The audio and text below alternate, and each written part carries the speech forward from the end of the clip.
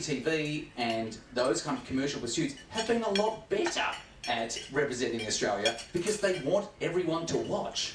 They want everyone to see themselves in the endeavour and commit to watching their show. I'm not saying it's a higher level, thing going on here, but but it's really obvious, right? And I think the media, and I've done work with trying to get lots of journos in. It is really hard, and I totally understand some of the issues. One being, in a lot of countries, the media is not a highly respected profession. I would say Australia, I'd include that. I know that if my dad, who was conceived in a refugee camp in China, went to his parents and said that he was going to be a journo, they would say, that's fantastic. Anyway, back to medical school with you. So there are these barriers, but they are very surmountable, and they certainly need to be faster. Thank you all. Can I now open the floor for some questions from you, if you have any? We're happy to field at least a couple of questions. So if you have any... And we promise not to bite. They promise not to bite. Yeah. I'll answer the first one. It's not a very nice beach house. It's made of fibre. It was very cold. It's not meant to be lived in during winter. So we've got Ahmed and another question there. Do you want a microphone? Okay. There you go. Thank you. It's really great to hear the diversity. But my question is, when you're preparing your media, who do you pitch to? Who are your audience? What are you telling? Who are you telling? Because how far it goes is what matters to me. Then, when you're preparing, do you have that? Or do you pitch to a certain group of graduates or people in certain localities? So how do we reach and maximize the reach of that information? Thank you. Who wants to take it? Okay, let's go back to picking the brands. ABC has a brief, and that is to cover the main topics of the day in each and every city and every state, and do it as thoroughly as they possibly can. The commercial television stations understand very quickly they're going to be doing stories that bring the best possible return for their investment. So if they're doing, for example, a sports story, and the biggest team in that city or in that town is this particular team, for example, say we're saying it's Essendon, as it once was, a long time ago, but they might be on the way back. Predominantly those stories you'd see in the sports section that night would be about the Bombers. At SBS it was very different. We had a brief, and that was very simply to tell the lead news stories of the day from around the world. The Channel 9s of the world, the Channel 7s, the Channel 10s had no interest. I remember when I left SBS and went to 9, the opening day there was a tidal wave that had swept through Bangladesh, and I think 30,000 people had been swept to their deaths. And I remember saying to Paul Fenn at the time, this has got to be our lead news story for tonight's 6 o'clock news. And I remember I'm Channel 9 Sydney. And Paul Fenn turned to me without batting an eyelid and he said, mate, you're no longer at SBS, and unless you've got names and addresses, we're not interested. And that is the reality of the day. So if the story is affecting the most number of people that you know, then that story is going to get coverage. And if it's a story, and the other thing about television news is, if we haven't got the pictures, it's not going to happen. Okay? So even if Edmondson did climb Everest, if we haven't got pictures, it's not real. It's fake news. So the world's come a long way. We never imagined, and I don't think, I'm sure that many of you in the business today never imagined we'd have cameras all around the world and we could access them. I dreamt of a day when we'd have reporters everywhere. I didn't realise they'd be part of the public. And this is the great challenge today. Social media has swept through, and it's creating a tidal wave. And mainstream media is struggling, really struggling. Television isn't. More people are watching television than ever before. It's not mainstream TV. And therein lies a great difference.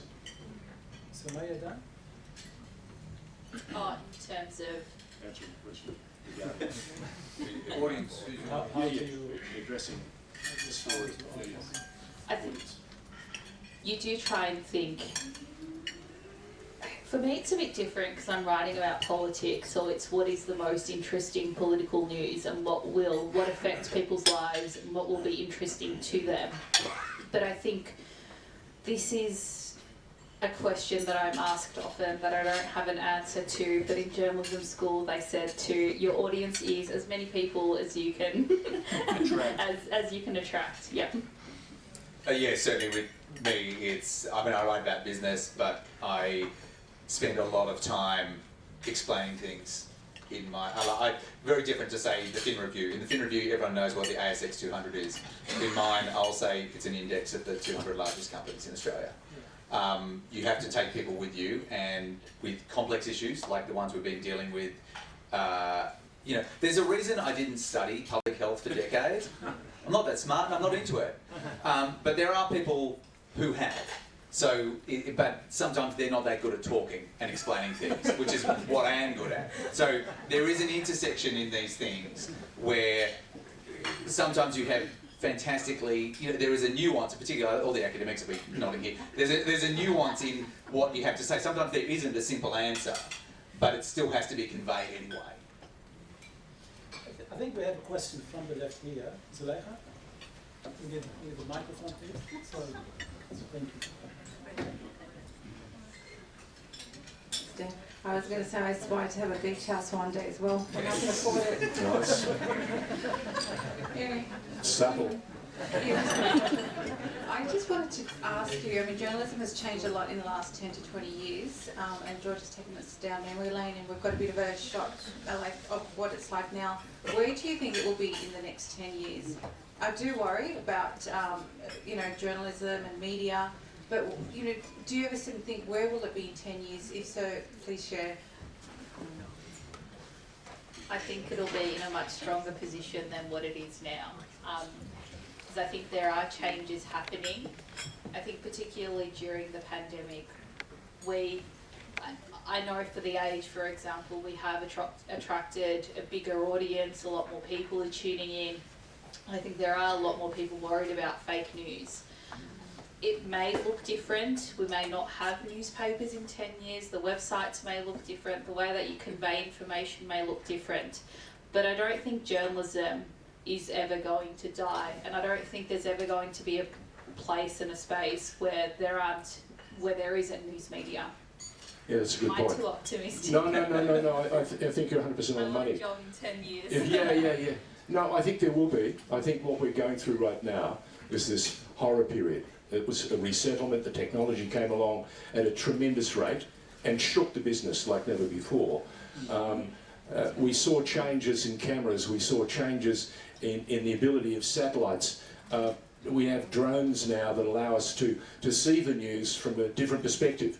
And I think what we're going to do and what we're seeing, as you touched on, behind the scenes, there are moments, there's an evolution, there's a revolution happening as well. And the public is going to demand better news. It's going to demand to see better professionals do better jobs. And the money will return, it's just not there now. And you're going through that horror period where you're having to push with your elbows and everything else to get something done. Dan was in New York, and the things that he's seen in the time that he was away and overseas gave him, I'm sure, a very different perspective. I don't think Sumeyya's too positive. No, I'm an optimist as well, although I will say I've been in the media for about 20 years and it's always felt like arriving at a party that was really good and you've come too late and everyone's talking about how it was really, oh wow, it was amazing. Frank can tell you it was a wonderful time. Oh, there was a queue in Papua New Guinea. We flew a jet full of journalists just from this one publication over. It was amazing. I think governments around the world have woken up to the fact that big tech wants it all. It wants the whole game. It does not care about them. It exists on another plane, they think. and they will be regulated not into submission, but certainly into a form where they pose less of an existential threat to democratic nations. Part of that, and it's just money. The older I get, I hate to be the most cynical person, but I can almost answer almost any question with money. Show me What will the it be? money. Well, the answer will be money. The answer will be money. How do you pay for journalism? Money. How do you get people to cover my hometown in Sale? Money. So either money comes to us and we put more people in Sale, or the Gippsland Times works out how to make more money, or Google gives Gippsland Times money because they've stolen it from them. I am positive, but That's why you want the but finance. man, I've been wrong a lot. I think we have one final question from. Yes, hang on. from the- We'll get down here. No, there's a microphone. Oh, there's a kid. Sure, Oh, sure, my God. There's one. Thank you. Two roving microphones. Roving microphone. Woo. More technology. If you have I money, presume from your comments that you don't believe Fox News is interested in broadening its audience. I think they're definitely interested in broadening their audience so they can make money. Everyone's interested in broadening your audience. I think they perform a function. I'm not going to say anything bad about them. They do what they do. They don't pretend to be an objective down the line. In the model of kind of journalistic objectivity and stuff like that. They're performing a function. I think they do it, really well. They've got money. I've worked for stations like that. I think one of the issues in media has been a fragmentation along political line, which has been more pronounced in.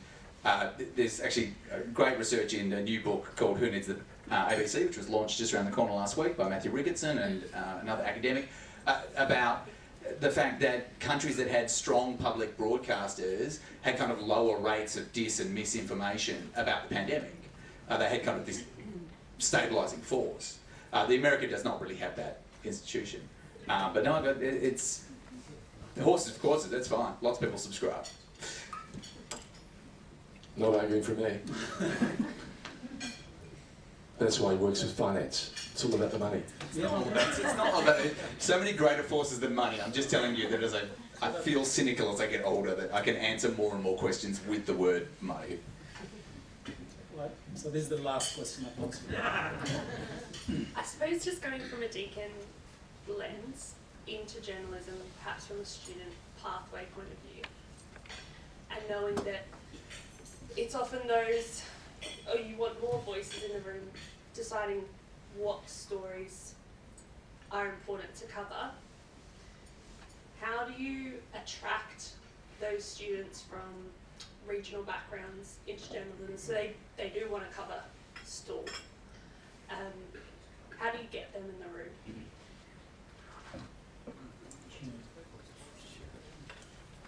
You'll always have those students. I was a Sydney boy, and I never imagined that I would ever get an opportunity to work in television.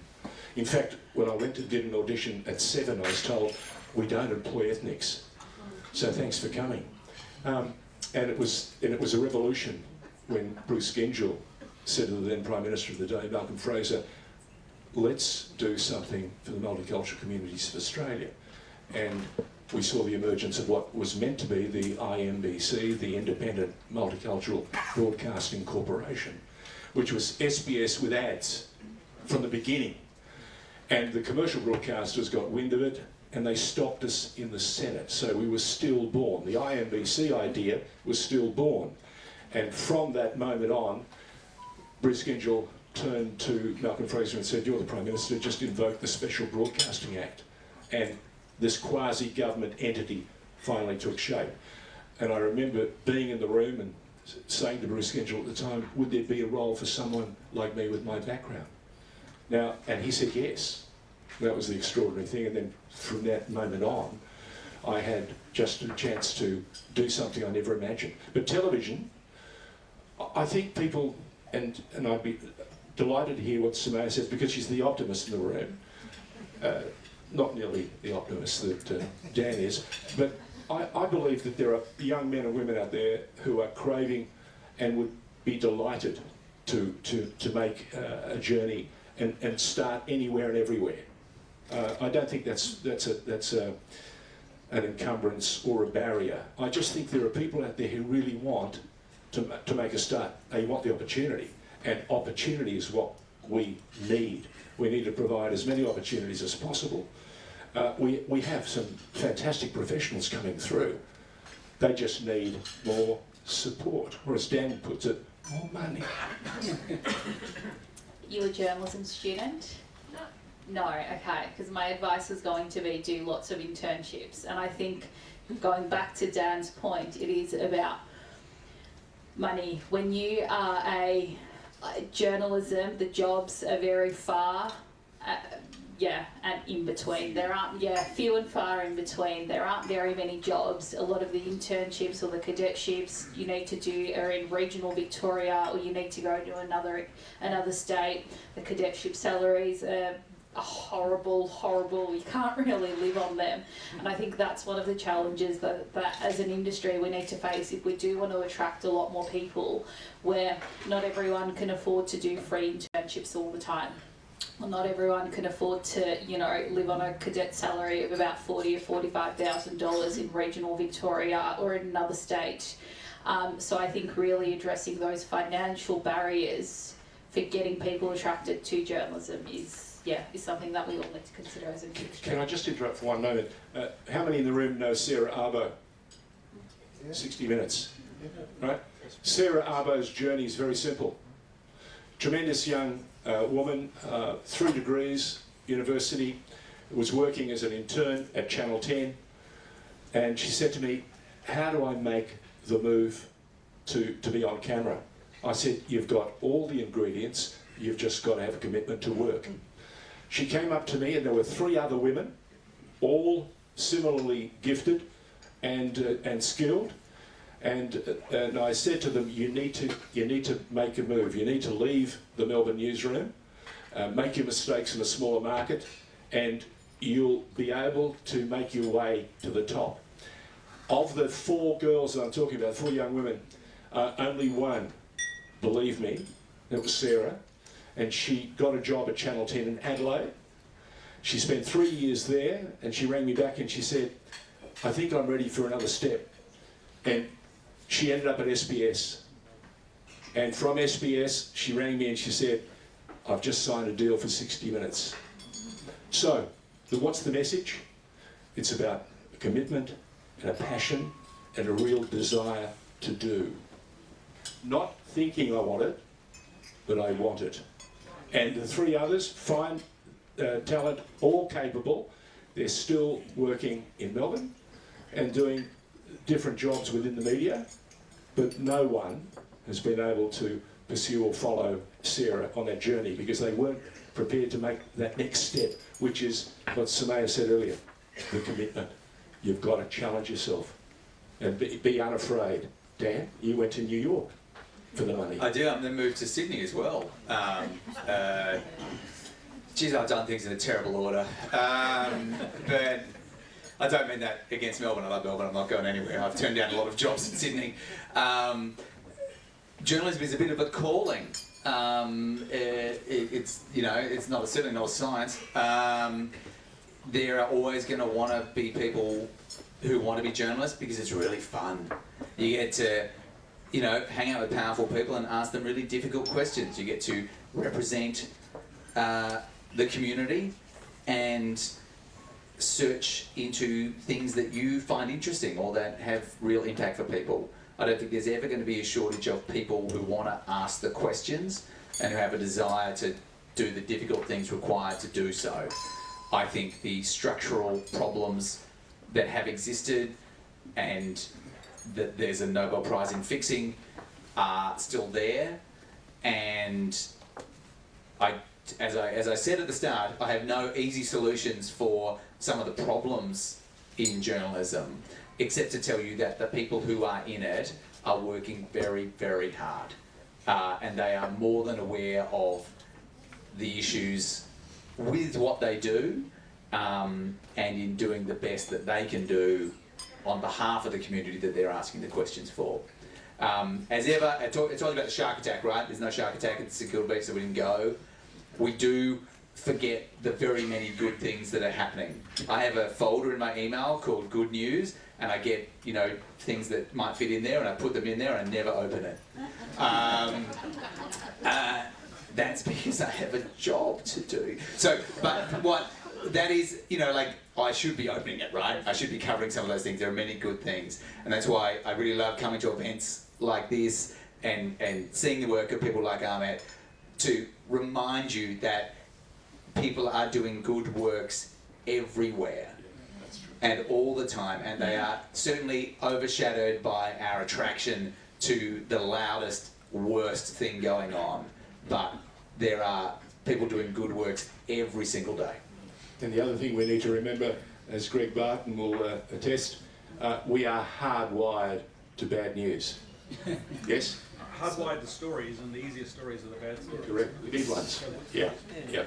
Absolutely. You get 100 letters, fan letters. 98 will say, Sumeyya, you're fantastic. 2 might question a couple of stories that you've done. You'll linger on those 2 stories. You forgot the 98 that was saying, you're magnificent, Sumeyya. So that's the reality. We've got to get our heads around it and understand that the business is an exciting one. It's a super challenging one, but it's one that, as Dan alluded to, and I think when you hear Sumeyya talk, you understand there's a very smart young woman there who is doing a tremendous job in an area of the business that is as demanding as it can possibly be. Politics right now is toxic. Toxic. And we've got to be better. So our journalists have got to be able to give us that pathway. They've got to explain to us why it's got the way it's got and how we can improve it. And we've also got to encourage more people who, if you want a better society, if you want a better community, if you want a better city and a better country, you've got to put your hand up and be part of it. Not hide, not sit on your hands like some fans of football. Essendon fans. You've got to get excited. You've got to pump. You've got to jump.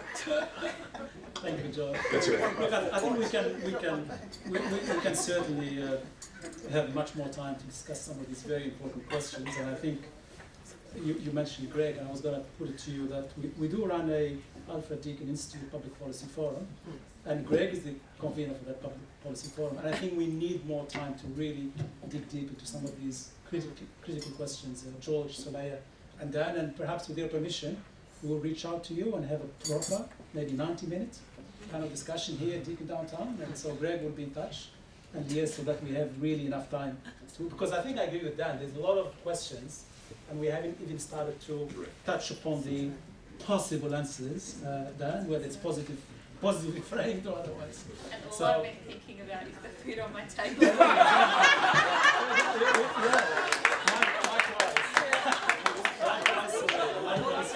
You've been fasting all day. We've finished.